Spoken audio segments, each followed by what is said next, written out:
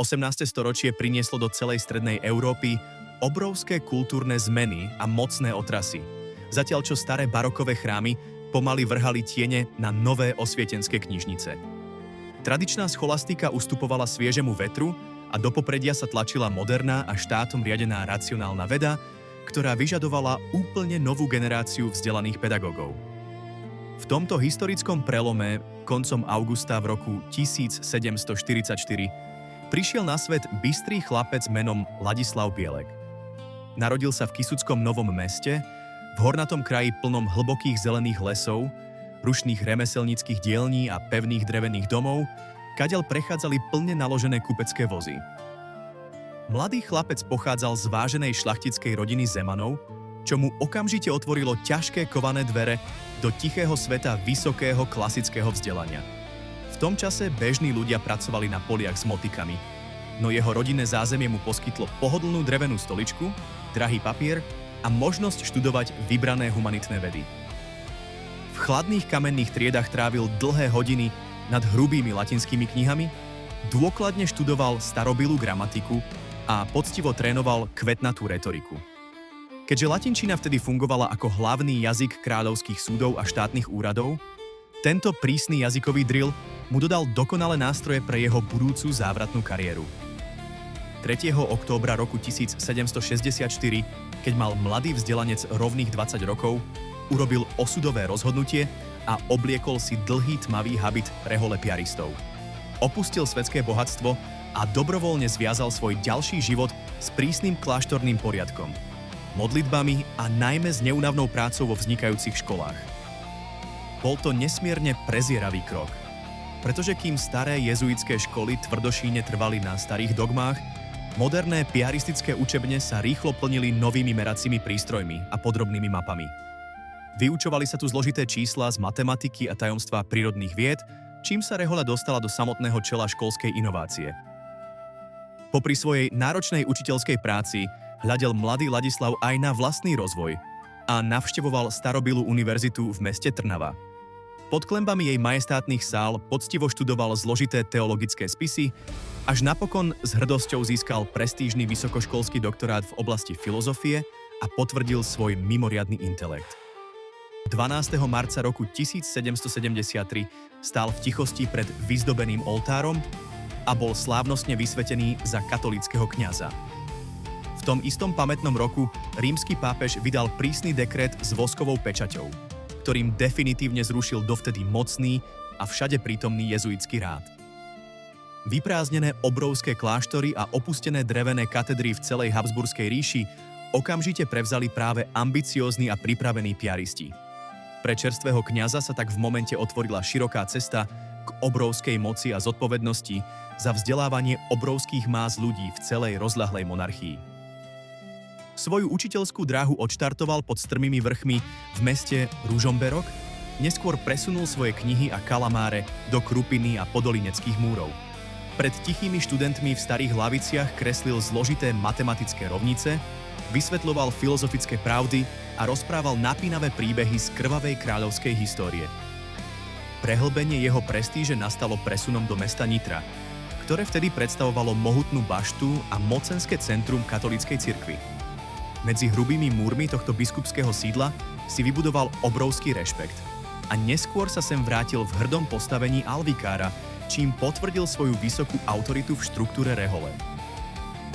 Najväčšou skúškou však bola jeho diplomatická misia do rovinatého mesta Debrecín, ktoré domáci nazývali Kalvínskym Rímom pre jeho ohromnú protestantskú silu. V tomto drsnom prostredí plnom nedôvery voči rímskym katolíkom stál Ladislav na vysokej drevenej kazateľnici a svojimi plamennými maďarskými kázňami dokazoval svoju veľkú vzdelanosť. Na sklonku svojej bohatej kariéry prešiel do slávneho kráľovského mesta Banská Štiavnica, kde sa stal priamym riaditeľom miestneho gymnázia.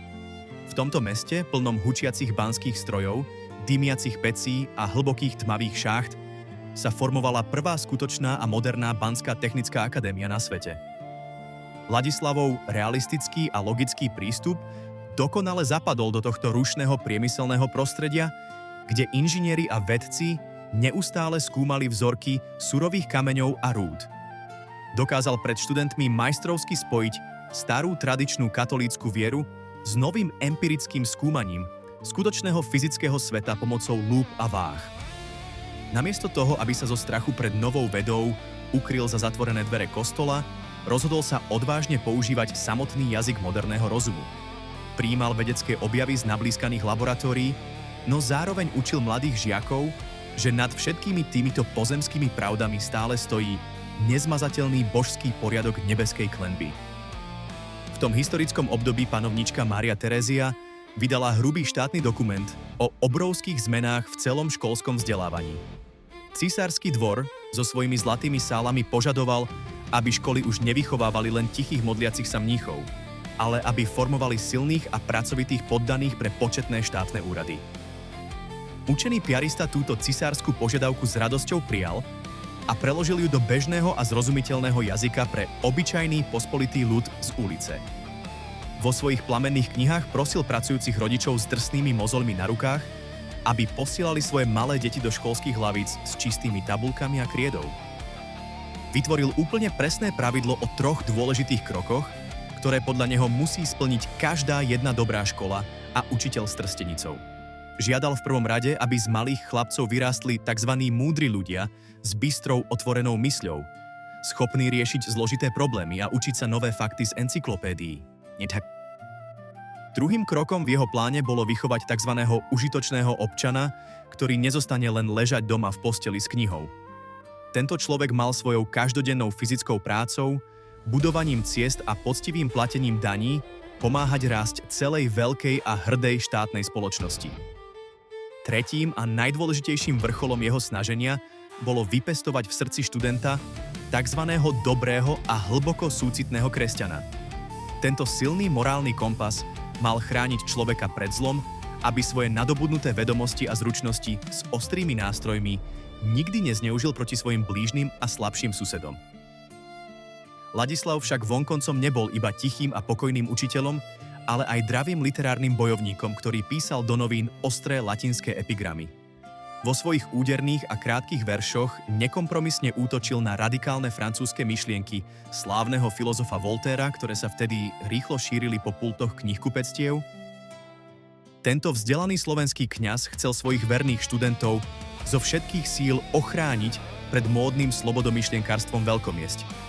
Vo svojich riadkoch to vnímal ako zhubný a smrteľný jed, ktorý by mohol úplne zničiť staré cenné spojenectvo medzi kráľovským zlatým trónom a dymiacim kadidlom kostolného oltára.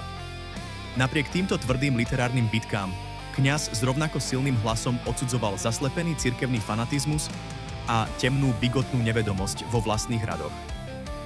Vo svojich morálnych knihách s koženými obalmi neustále obhajoval tzv. Zlatú strednú cestu, prísne sa vyhýbajúc obom nebezpečným a strmým okrajom priepasti. Svojich poslucháčov z drevenej kazateľnice učil, že neveriť úplne ničomu je pre ľudskú dušu obrovské bláznovstvo a strata času. Zároveň im však s vážnou tvárou prizvukoval, že uveriť naivne úplne všetkému bez použitia vlastného chladného rozumu je rovnako veľká a tragická chyba. Aby jeho dôležité myšlienky nezostali uväznené len v starom latinskom jazyku pre vyvolenú pánskú šľachtu, trávil tmavé neskoré noci pri horiacich lojových sviečkach prekladaním kníh.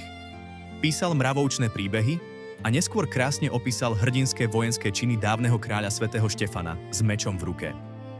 O obrovskej dôležitosti jeho tvrdej práce svedčí aj fakt, že samotný, mocný nitriansky biskup si ho priamo vybral a požiadal o preklad dôležitej knihy o náboženstve. Tieto husto popísané stránky si potom po chladných večeroch s úctou čítali obyčajní remeselníci a roľníci vo svojich skromných príbytkoch. Neskôr vo svojom milovanom banskom meste zaostril zrak na známy strmý kopec nad domami a do národného jazyka preložil celú knihu o modlitbách na monumentálnej kalvárii. Vďaka jeho usilovnosti s husím brkom v ruke mohli obyčajní baníci konečne plne porozumieť vlastným cirkevným obradom a tradíciám svojho domova. Všestranný kňaz z Kisúc nezabúdal ani na dôležitú vedu a s precíznosťou prísneho archivára zdokumentoval históriu viacerých uhorských stolíc. Napísal dokonca podrobné vedecké texty o tajomných liečivých prameňoch z tichých zelených dolín. ktoré ešte dlhé 10 ročia s vďakou čítali mladí lekári v bielých plášťoch. Hoci bol skromne zasvetený cirkvi, vďaka svojim viacerým úspešne vydaným a predávaným knihám nahromadil veľké množstvo osobných peňazí vo svojich pokladniciach. Z týchto celoživotných úspor potom veľkoryso daroval svojim bratom rovných 500 zlatých mincí florénov, aby pomohol stehal postaviť a opraviť ďalšie nové školské budovy a triedy. 14. novembra roku 1807 Ladislav navždy zatvoril svoje unavené oči v tichom zadunajskom mestečku s kamennými hradbami. Bol to skutočne geniálny učenec, ktorý pochopil, že obrovská a hrozivá výchrica moderného pokroku sa v žiadnom prípade nedá zastaviť krikom a hnevom na uliciach. Uvedomoval si, že táto búrka sa dá skrotiť jedine rozumnou a cielenou výchovou detí v drevených školských laviciach za pomoci múdrych kníh. Jeho nezmazateľný stredoeurópsky odkaz tak dodnes žije v starých zožltnutých papieroch ako dokonalý návod na to, ako spojiť úprimnú tradičnú vieru s jasným svetlom nastupujúcej vedy.